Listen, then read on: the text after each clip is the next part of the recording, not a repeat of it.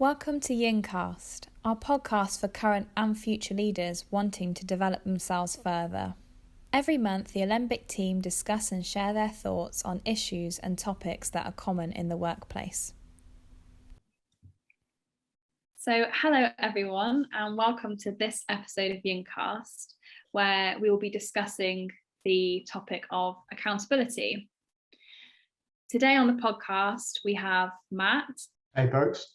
Ben. Hello. And I'm Alice. So here at Alembic, we are actually in the process of writing a series of articles on the topic of accountability.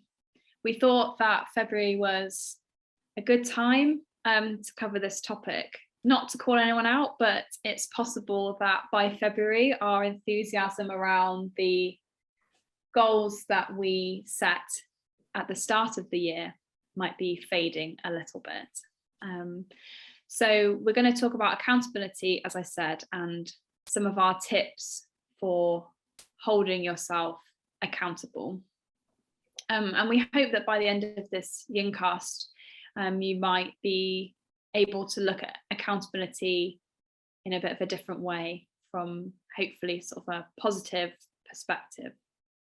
I suppose to start off, it's good to think about the term personal accountability.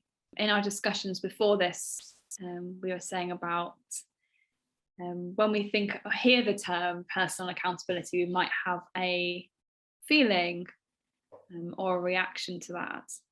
It might be positive, it might be negative. So just, I guess, to the listeners, it might be useful for you to think about how the term personal accountability makes you feel. It's funny, isn't it, that, well, I know at least for me, I'd be interested to hear how the two of you feel as well. When we talk about accountability, we're often talking about within the context of a group or within the structure of a hierarchy or at work.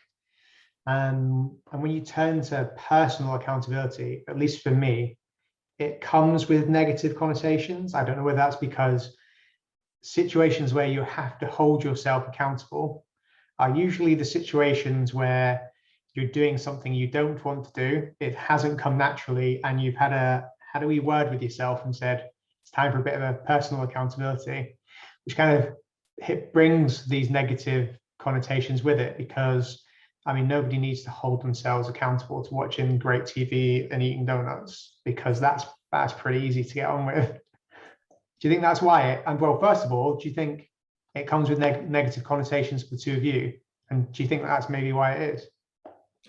So it was only recently that this kind of dawned on me, because I always used to interpret it as not necessarily having a wee word, but just holding yourself to your goals, but not too strictly. Like if I miss, occasionally, it's not the end of the world and I can come back from that. But it was in a conversation with Rosanna.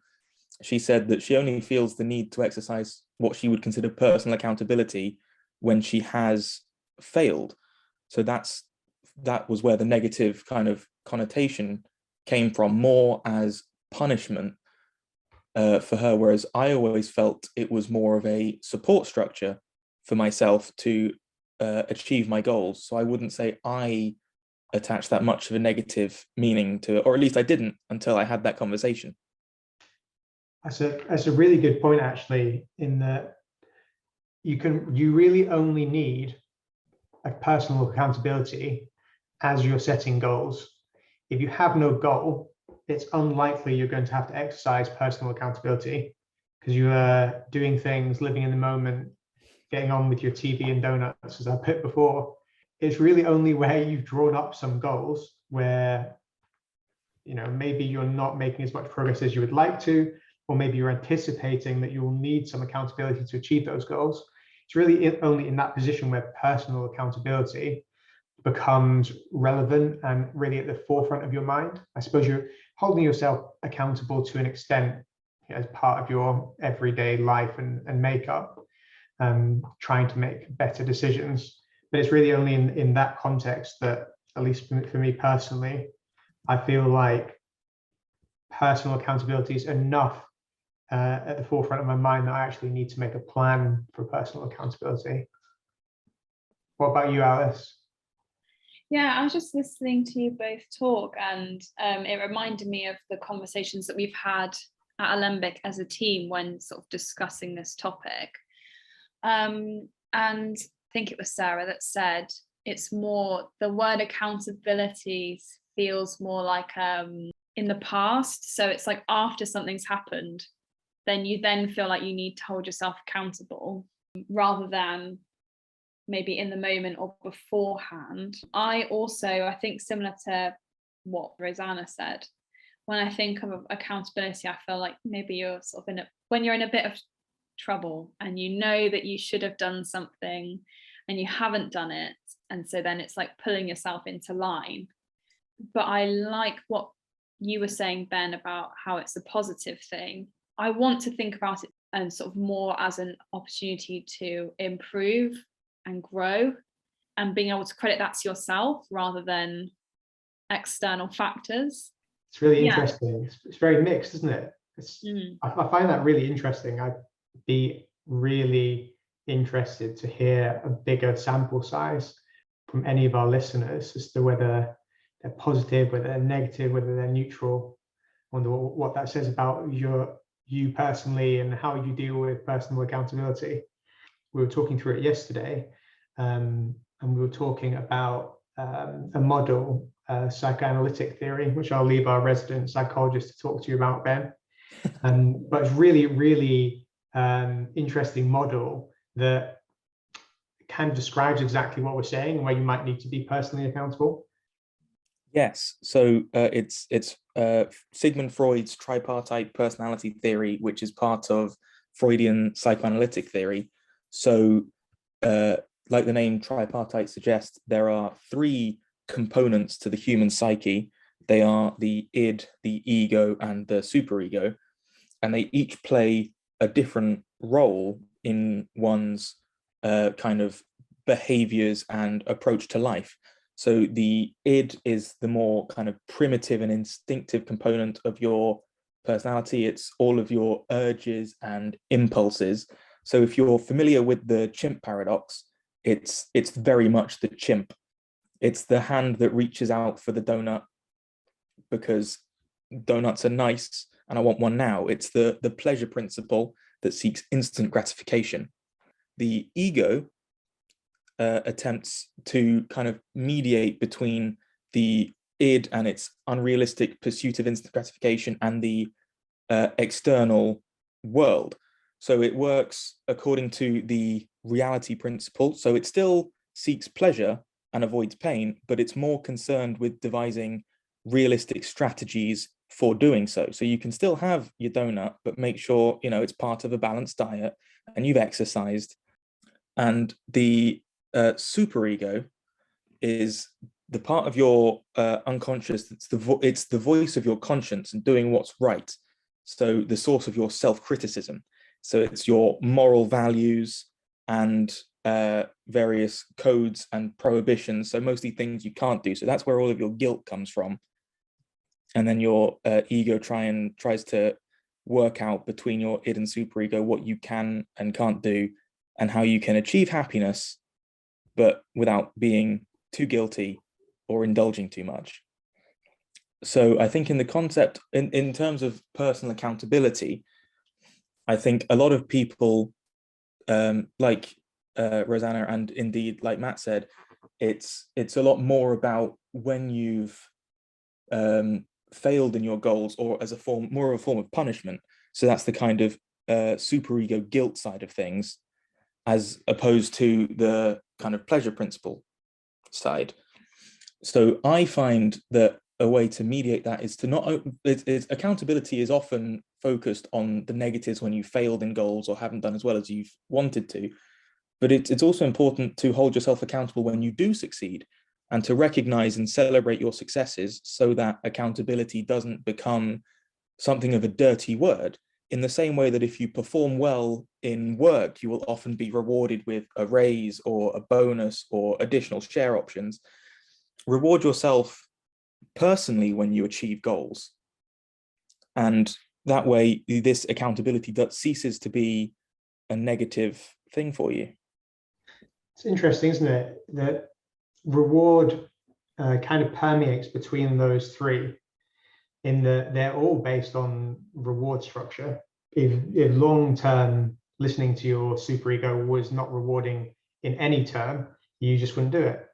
It's more about time scale, the instant gratification being very easy, donut, yummy, I'm going to eat that, and the superego being very long-term and it being much harder. And I feel like universally, or almost universally, people struggle with things which are long-term.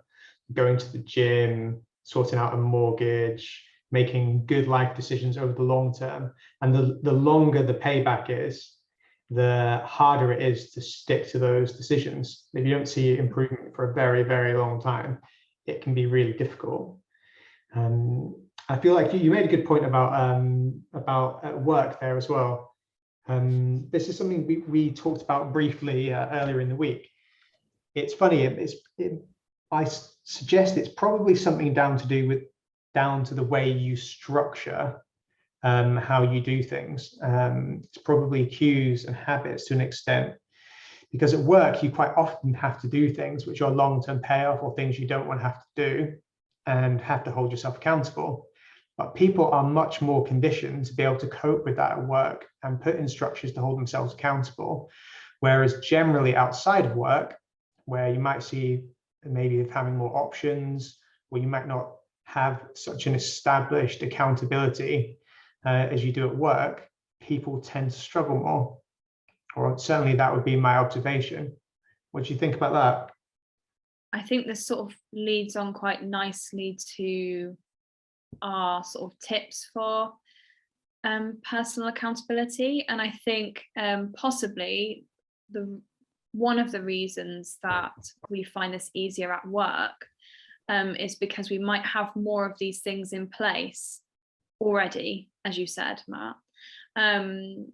Whereas, like I said, in our personal life, maybe we don't so much.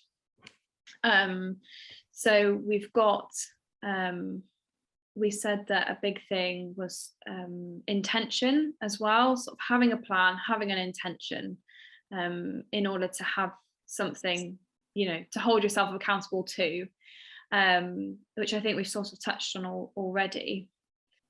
Goals is another one. So I think, like you were saying, Matt, there might be things that maybe are more in the future, longer term, but setting goals for ourselves, or maybe milestones as well, so that it breaks it down a bit more.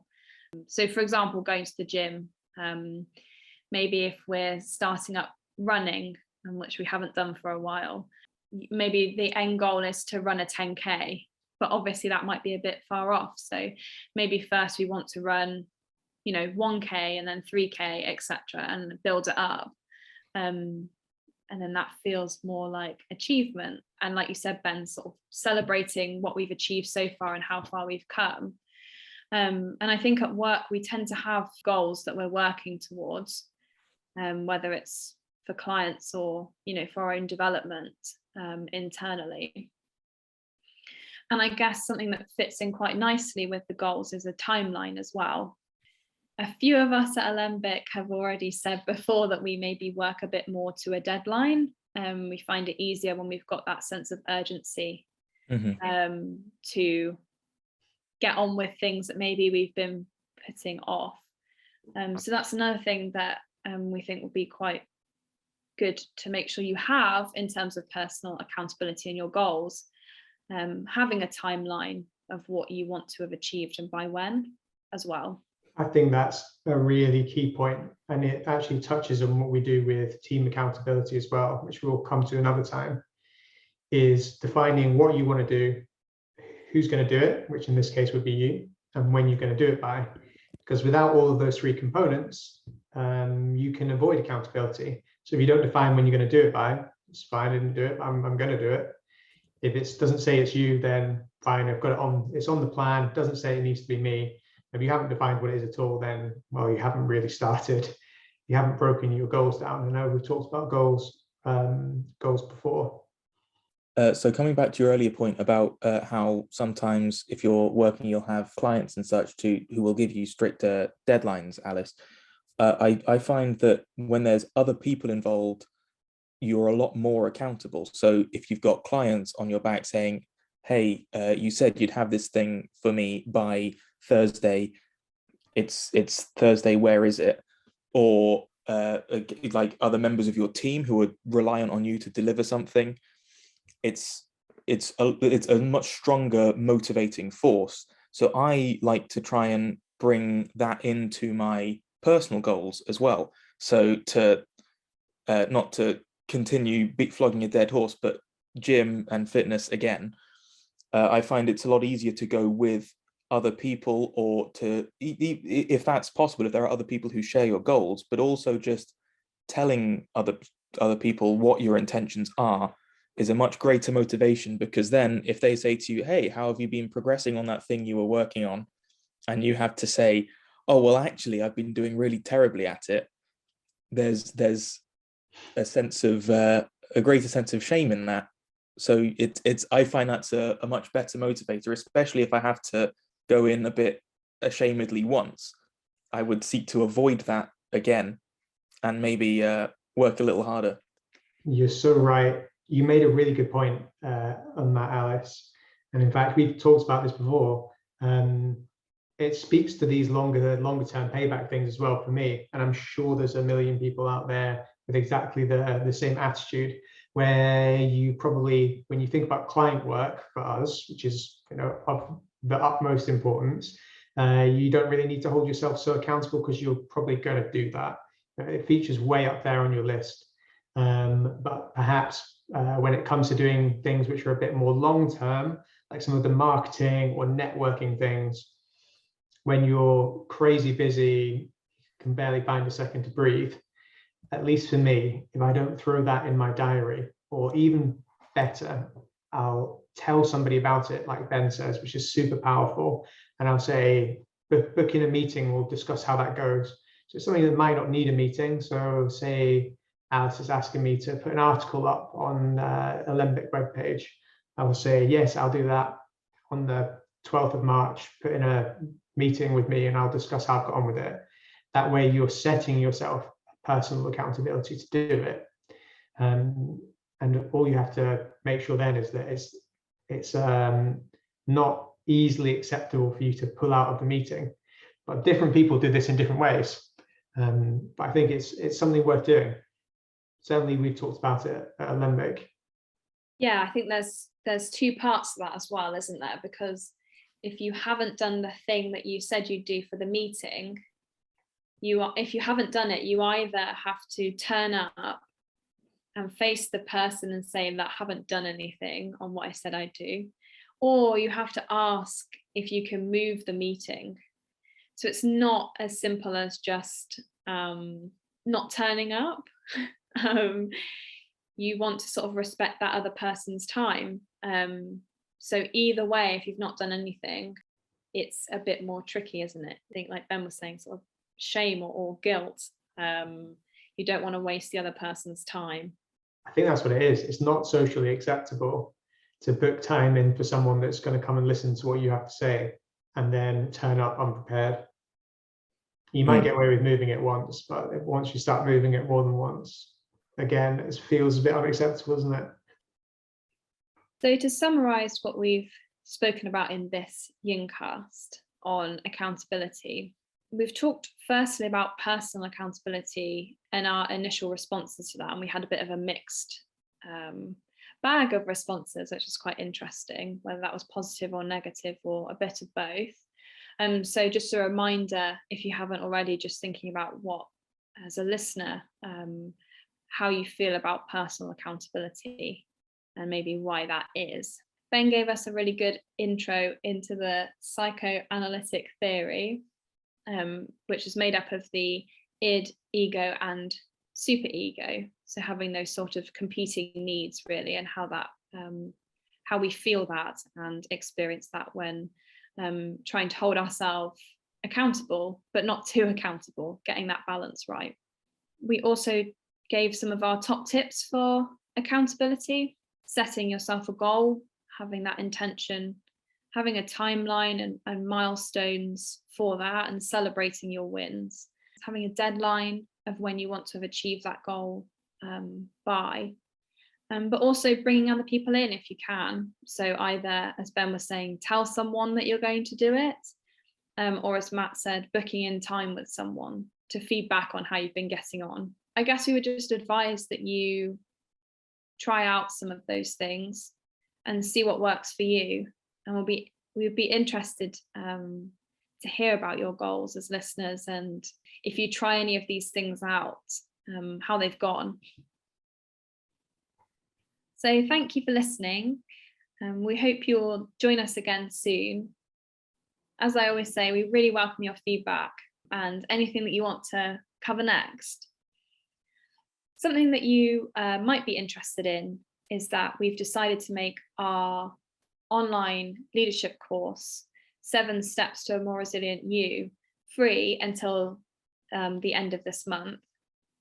And as we know, resilience is a really powerful tool that we can use to help us cope with life's challenges. So we really hope that you will feel free to sign up to the course and use it to work on your own resilience, and feel free to share it with anyone else that you think might find it helpful. You can sign up or find out more on our LearnWells page, alembicleadership.learnwells.com. Just a reminder as well that Matt, Nick and Rosanna will be hosting a strategy cafe, which is our free leadership webinar, on the 24th of March at 8:30 a.m. And that will be on the topic of transformation. It's called The Secrets of Successful Transformation. And they'll be discussing the key reasons why transformation projects fail and the secrets of successful change. You can sign up on our website, alembicstrategy.com, in the Get Involved section, and we hope to see you there. Finally, keep an eye on our socials and our website for articles coming soon from the team on the topic of accountability. To get the heads up on our future podcasts, you can sign up to our mailing list through our website, alembicstrategy.com, in the Get Involved section. If you enjoyed this, then you might also be interested in our other events. You can sign up to our monthly newsletter for updates on our latest events and articles. Also, look out for Strategy Cafe, our regular leadership webinar, where Nick, our MD, interviews prominent leaders. Finally, we offer a range of online courses to help any type of leader. Whether you're about to step into your first leadership role, or if you're an experienced leader looking to grow and improve, with our courses you can take practical steps towards your leadership goals and learn skills and tools you can apply to the workplace straight away. For more information, visit our website or go to alembicleadership.learnwells.com.